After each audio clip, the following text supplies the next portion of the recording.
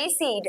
आज हम class 10 civics chapter 5 का टॉपिक 3 पढ़ेंगे, that is economic growth and development. अब हमने जो मेन 5 क्राइटेरिया देखे थे जिसके बेसिस पे हम किसी कंट्री को डेमोक्रेटिक कंट्री कह सकते हैं, उन मेन 5 क्राइटेरियाज में सबसे पहला था क्वालिटी ऑफ गवर्नमेंट, जो हम पिछले टॉपिक में डिस्कस करके आए हैं, जिसमें हमने देखा था गवर्नमेंट अकाउंटेबल होती है, रिस्पॉन्सिव होती है और लेजिटिमेट होती है एक डेमोक्रेटिक कंट्री में। और आज के वीडियो में हम जो सेकंड मेन क्राइटेरिया है दैट इज इकोनॉमिक ग्रोथ, उस पे हम डिस्कशन करेंगे। One major expectation from democracy is economic growth and development. अब हमारी एक और एक्सपेक्टेशन रहती है कि अगर हमने डेमोक्रेसी को अडॉप्ट किया है तो हमारी कंट्री का डेवलपमेंट भी तेजी से हो, हमारी इकोनॉमी भी बूस्ट हो। तो ये भी हमारी एक एक्सपेक्टेशन रहती है डेमोक्रेसी से। Economic development is usually measured by per capita income and growth rate of national income। अब इकोनॉमिक डेवलपमेंट जो है इसे हम मेजर कैसे कर सकते हैं, कैसे हम इसका असेसमेंट कर सकते हैं, कैसे हम इवैल्यूएट कर सकते हैं कि हमारी इकोनॉमी सच में बूस्ट कर रही है कि नहीं। सबसे पहली बात हम पर कैपिटा इनकम देखते हैं, यानी कि एवरेजली एक पर्सन कितना अर्न कर रहा है एक कंट्री में, उसके बेसिस पे हम एक कंट्री को इकोनॉमिकली डेवलप्ड या अंडर डेवलप्ड कैटेगरी में क्लासिफाई करते हैं। साथ ही साथ कंट्री की नेशनल इनकम कैसे बूस्ट हो रही है, क्या उसमें हमें इंक्रीजमेंट देखने को मिल रहा है कि नहीं मिल रहा, उसके बेसिस पे हम कंट्री के इकोनॉमी के बेसिस पे हम किसी कंट्री को डेवलप्ड या अंडर डेवलप्ड की कैटेगरी में डालते हैं। तो हमारी इकोनॉमिक डेवलपमेंट भी, हमारे इकोनॉमी की ग्रोथ भी बहुत ज्यादा इंपॉर्टेंट है डेमोक्रेसी में। Economic development in democracy depends on policies of government.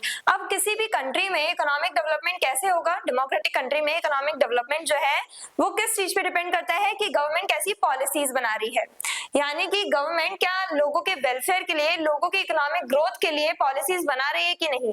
जैसे कि गवर्नमेंट ने विमेन को काम करने का अधिकार दिया, यानी विमेन जो है वो भी अब काम कर सकती हैं, जॉब्स कर सकती हैं, वुमेन को भी जॉब अपॉर्चुनिटीज मिलनी चाहिए। डिफरेंट सेक्शंस के लिए डिफरेंट जॉब अपॉर्चुनिटीज अवेलेबल करवाई है गवर्नमेंट ने, जिसकी वजह से जो हमारी वर्किंग पॉपुलेशन है वो बढ़ने लगी। अब विमेन हो या डिफरेंट कास्ट के लोग, डिफरेंट रिलीजन के लोग, हर एक सोशल ग्रुप का पर्सन अर्न करता है, कमाता है और एक तरह से वो वर्किंग पॉपुलेशन में आ रहे हैं, यानी कि काम कर रहे हैं, कमा रहे हैं, अर्न कर रहे हैं। तो जो भी पॉलिसीज बना रही है गवर्नमेंट, उसका काफी ज्यादा इम्पैक्ट पड़ता है किसी भी कंट्री की इकोनॉमी पे, क्योंकि जितनी ज्यादा वर्किंग पॉपुलेशन होगी, जितनी ज्यादा वर्किंग पॉपुलेशन होगी उतने ही ज्यादा लोग जो है वो अर्न करेंगे, उतना ही ज्यादा हमारी कंट्री में पैसा आएगा, इकोनॉमी ग्रो करेगी, इकोनॉमी बूस्ट करेगी। तो गवर्नमेंट की पॉलिसीज बहुत ज्यादा इंपॉर्टेंट है। अवेलेबिलिटी ऑफ रिसोर्सेज, अब फॉर एग्जाम्पल अगर किसी एक पर्सन को कोई भी फैक्ट्री स्टैब्लिश करनी है, फैक्ट्री लगानी है, सेटअप करनी है, तो वो पहले ये देखेगा क्या यहाँ पे वो रॉ मटेरियल्स या रिसोर्सेज हैं जो मुझे चाहिए अपनी फैक्ट्री में। तो अब रिसोर्सेज का अवेलेबल होना भी बहुत ज्यादा जरूरी है। हम लोग काम कब कर पाएंगे, अपना काम कब कर पाएंगे, जब वो काम करने के लिए हमारे पास रॉ मटेरियल्स होंगे जो हमें चाहिए। तो रिसोर्सेज की अवेलेबिलिटी बहुत ज्यादा इंपॉर्टेंट है, रिसोर्सेज अवेलेबल होने चाहिए।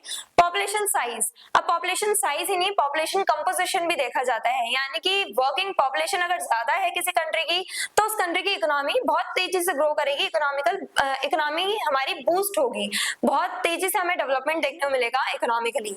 लेकिन जिस कंट्री में जो ओल्ड पॉपुलेशन है, जो बच्चों की पॉपुलेशन है वो ज्यादा है as compare to working population, यानी वर्किंग पॉपुलेशन कम है, तो उस कंट्री की जो इकोनॉमी है वो डाउनफॉल में जाती है, क्योंकि कम लोग कमा रहे हैं और ज्यादा लोग हैं उस इनकम पे रहने के लिए, सर्वाइव करने वाले लोग ज्यादा हैं, यानी कि इनकम कम है और आप पे डिपेंड काफी सारे लोग हैं। फॉर एग्जांपल एक फैमिली है, वर्किंग पॉपुलेशन जो है फॉर एग्जांपल 30% है, किसी कंट्री में वर्किंग पॉपुलेशन 30% है।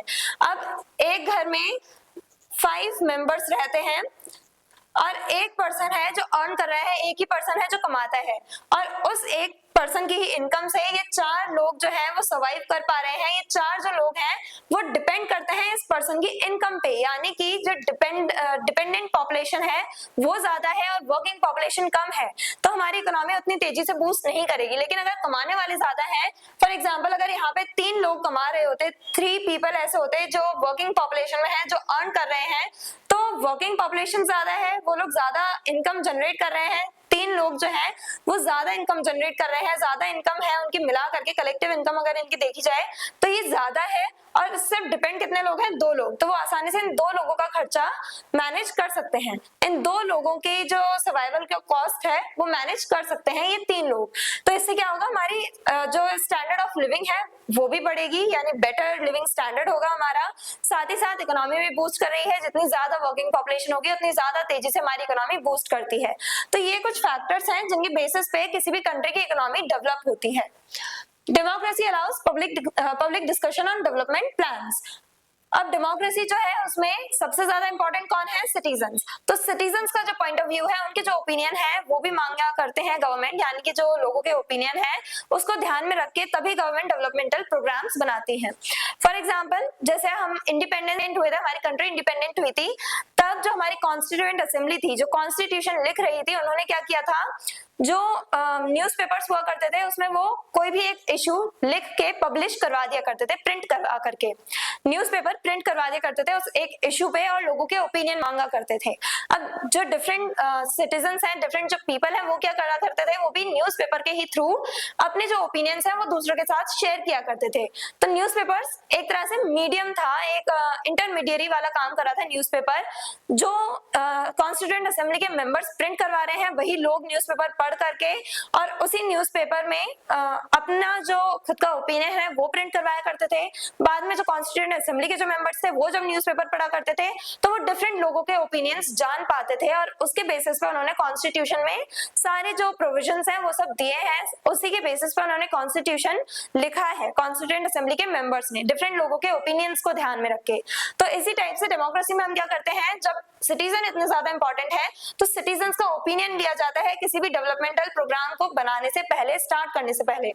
Peaceful correction of wrong economic decision, और अगर कोई रॉन्ग डिसीजन ले लिया गया है तो उसे करेक्ट भी किया जाता है। डेमोक्रेसी में जो भी गलती करती है गवर्नमेंट उसे इमीडिएटली करेक्ट भी कर लेती है, यानी कि ऐसा नहीं है कि कोई गलत डिसीजन लिया है और लोग जो है वो उसके अगेंस्ट में है, फिर भी उस कंट्री में हम लोग उसी लॉ को मेंटेन करें, उसी लॉ को आगे बढ़ाएं, कंटिन्यू रखें, लोगों के ओपिनियंस की चिंता करे बगैर हम उसी लॉ एंड पॉलिसी को कंटिन्यू रखें। तो ये सब हमें डिक्टेटरशिप में देखने को मिलेगा। लेकिन डेमोक्रेसी में क्या होता है, लोगों का जो वेलफेयर है वो सबसे टॉप पे होता है। अब लोग अगर किसी एक डिसीजन के अगेंस्ट में है तो उसमें लोगों के अकॉर्डिंग चेंजेस लाए जाते हैं, सिटीजन्स के अकॉर्डिंग चेंजेस ला करके उनके वेलफेयर के लिए काम किया जाता है, यानी कि करेक्शन तुरंत कर ली जाती है रॉन्ग डिसीजंस में, जो कि हमें डिक्टेटरशिप में देखने को नहीं मिलता। तो हमने आज की वीडियो में क्या डिस्कस किया कि डेमोक्रेटिक कंट्री में इकोनॉमिक डेवलपमेंट होना भी बहुत ज्यादा इंपॉर्टेंट है। पहली बात, गवर्नमेंट जो है वो अच्छे से अपना काम करे, और दूसरा क्राइटेरिया हमने देखा कि इकोनॉमी बूस्ट होनी चाहिए। हमारी पॉपुलेशन साइज और कंपोजिशन पे ये सब डिपेंड करता है कि किसी कंट्री की जो इकोनॉमी है वो डेवलप कैसे करेगी, कितने पेस यानी कितनी स्पीड में वो डेवलप करेगी।